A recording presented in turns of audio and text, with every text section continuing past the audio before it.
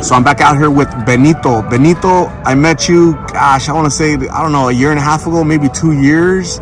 It's been a while, right? You were like 18, now you're like 20. Yeah, I was 19. Yeah, barely turned 19. Yeah, how have you been? I've been alright. I'm trying to stay out of trouble, and I just recently got out of jail, so I'm trying to finish this probation though. You know, this time I'm not trying to get in trouble into something bigger. I'm still young, so like I'm just trying to not do the same thing forever, you know. You getting tired of it? Yeah, basically, that's what I'm saying. Yeah, it's hard. It's hard to just do the same thing and the same thing and the same thing, knowing what you're gonna get off of it, and still doing it. You know, I'm just trying to like pick and choose my goods in my life and my bads, and try to like push it over to a better percentage of my goods. You know, I'm trying to get more options in my life. There's too many options I have knocked down with my drug addiction already.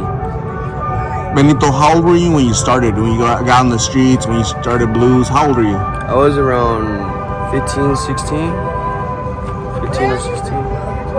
Yeah, I started in 83rd McDowell. Like, yeah, it was all about my friendships, and it was my area, you know. It was where everybody was on the same thing, you know. So kind of like influenced me into that. Was your friends from school? Did you start at school or what? At school, no. It was more of an alcohol and weed thing, but it wasn't hardcore drug or nothing like that. That's just my area where I lived at. How you have an update on your mom? What was that? You have an update on your mom? Yeah. So recently when I was in jail, my mom's best friend texted me on my tablet and sent a message through that my mom had got arrested that morning, and she had a probation violation warrant, so she's in prison right now. She's gathering her stuff around, trying to get the issues done and over with and move on with her life, like trying to like help my little brothers and my sisters and go ahead with life, you know. It's tough out here when you got people in your family that are on probation and people in your family that are going to prison and stuff like that, because then it's like it's less of us to work towards this, you know. And yeah, it's tough when there's not that many of us. It's good and bad, you know. I ain't gotta worry about them right now because I know they're safe inside somewhere instead of the streets where anything can happen. And it's just, yeah, it's one big thing I'm going through life right now because I've always been with my mother. And you also have an update on your sister, Rose. I talked to Rose, I think like a year ago. Yeah. I can't remember exactly when, but maybe earlier this year. And she was expecting a baby. Did you have the baby? Yeah, my little nephew. Yeah, she's in Chicago right now. DCS didn't decide to take her away. Instead, they just sent her with her mother-in-law. Okay. So she accepted her and took her to Chicago with her. So I'm glad she's better, you know. At least she's not in DCS with the kid, you know, with my little nephew. And so your sister has the baby? Yeah. And is living with the baby daddy. Okay. With the baby's daddy's family. How old is your sister? She's 16. Okay. How old is the dad? He's I think 17. So they're both little kids, yeah. Basically, and the mom of the guy, the dad, she's helping them. Yeah. But that's better because your mom's not here to help your sister. Yeah. You're not able to help your sister, so that's because if that wasn't the option in Chicago, then probably the Department of Child Safety would have to. Yeah, that's what I was stressing in jail about, because like the baby, you know, It's like they give them up to adoption so fast because they're babies, you know? They don't give you the option of, what I'm trying to say, like they give you a couple months to just get the baby back. If you don't do whatever, they give you one chance only, you know? And it sucks. It would have sucked if it would have been the other way around, but I'm glad like she went to a normal house, you know, somewhere where she could raise her kid, you know. What happened to Melissa? Your mom's partner, friend? She just got out. We got arrested around the same time. Got the same plead and everything. And she got out to a reach out program, so it's to a rehab. Okay. And I'm going to rehab soon too, you know. So yeah, it's like she's about to come out here and stuff and look for me. And yeah, gotta get control of your life, huh? Yeah, just trying to take over for a minute. But eventually, it's gonna happen. I know I'm getting mature already, type thing, you know. Yeah. But do you have a baby too? I just need a little push on. Yeah. How old is your baby? 2-year-old. 2-year-old baby. Yeah, she was 1 when I did the first one. Yeah. Yeah. And how's your baby doing? She's doing alright. She's doing very good. Yeah. You see her? No. When was the last time you saw her? I seen her a minute ago. Many ago. Okay. A lot of stuff going on with your family, huh? Your baby, your sister, your mom.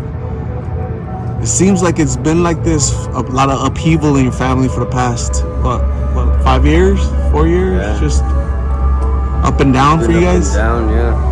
Basically. A lot of down. Yeah. What about your other siblings? They're in DCS here. They're in DCS here. Because there's nobody there to take care of them, huh? Melissa's gonna try to get them, but I'm just like, it's not fair, you know? It's not fair. Like, she asked my little sister, my brother, gotta go on to somebody else's name because my mother is in prison, you know? It sucks. It sucks knowing that because it's just like stressful. Like I'm a man that like keeps everything onto family type thing, you know? So I don't like involving in other people's last names and stuff like that onto mine, you know? Like it's like, you know, my DNA is not meant to be adopted and all that. We don't believe in nothing like that, you know? Like we stick around with our own family, you know?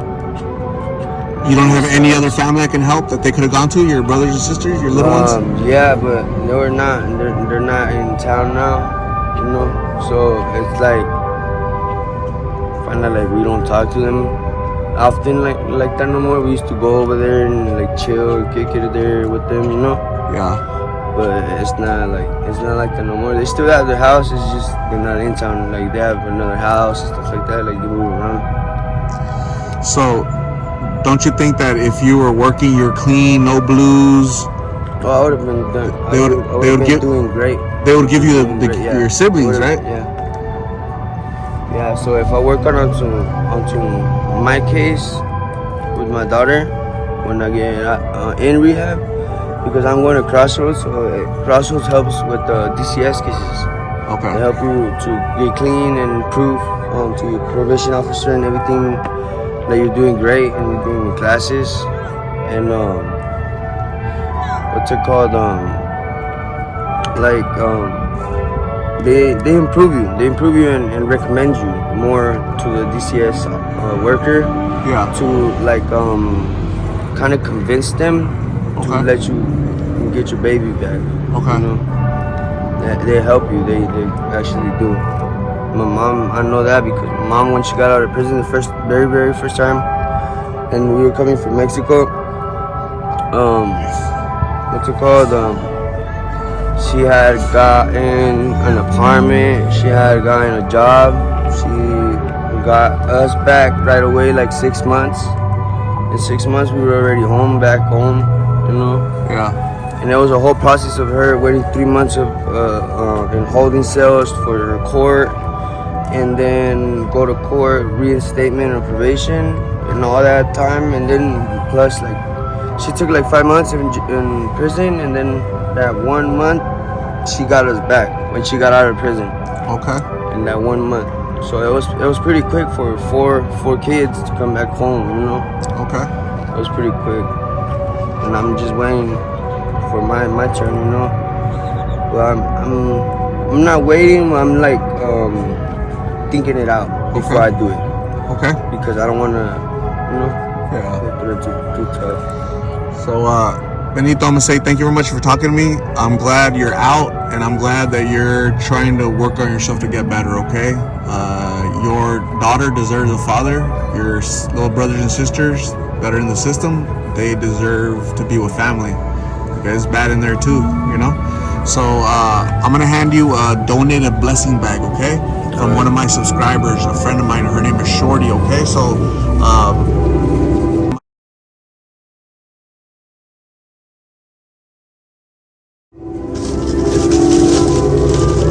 If you could look to see if those are items you could use. Yeah. This fell out. Can you open it up real quick to see if those are items? Those little snacks, right? Snacks and. Yeah, it's a bunch of snacks. You know? I can really use this. You know what I mean? I can just like snack it away and stuff. You know? What about the other stuff? Yeah, it get really cold at night. So Little blanket. Yeah. And toiletries, right? Toiletries, a bag of toiletries. There's also a little letter right here, dude. Can you pull up that letter right here? A little $5 gift card, the QT. There's like a little letter. If you could read that real quick, crack it open and see what Shorty is telling you.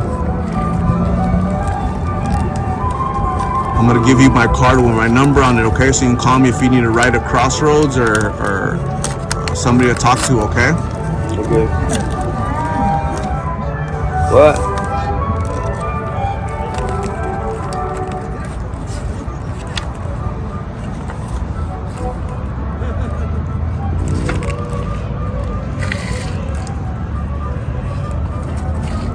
What's it say? First, I want to say thank you for accepting this blessing bag. My family and friends helped me made it for you. I only ask that you do me a favor and say a prayer for me as I battle my struggles with depression, anxiety, and awful thoughts as well. When you can, please pay it forward and bless someone by simply being a friend and helping someone in need. I hope these items help out a little. Be safe and please call Art to go to treatment.